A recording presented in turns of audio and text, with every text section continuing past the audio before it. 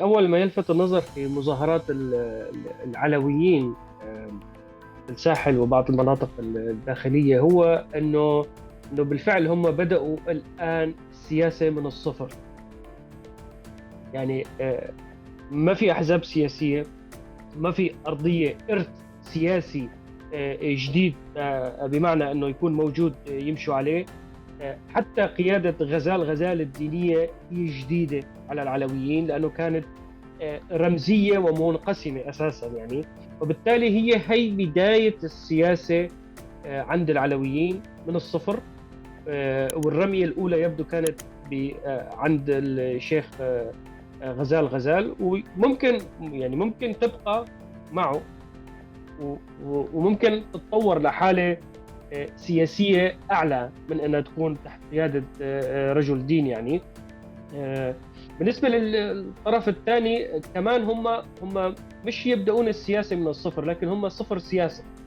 الطرف الآخر صفر سياسة، نفس خطابات الكراهية، نفس إهانة للمكونات والإصرار عليها. يعني هذه مسألة الشتائم الأمهات العلويات وصندوق البويا اللي حملوه. تجي بتدخل على التعليقات، يعني 90% منهم بأسمائهم الصريحة يدافعون عن الفعل، يعني حتى هم غير متراجعين.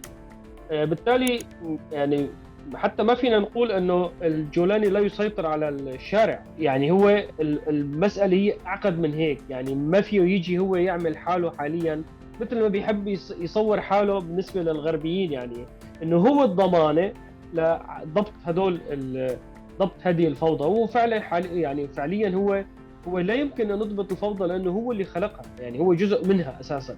فبالتالي هذه الحالة، الخطابات اللي كانت موجودة في المظاهرات المضادة يعني بتكشف انه لأي مدى ممكن هي السلطة يكون في عندها فعلا خطاب جامع للسوريين. هل فيها أمل ولا ما فيها أمل؟ يا بنكون أمام خطاب يا إما وحدة سوريا أو وحدة المنهج الجهادي القوبجي الكراهية الموجود، يا وحدة الكراهية يا إما وحدة سوريا.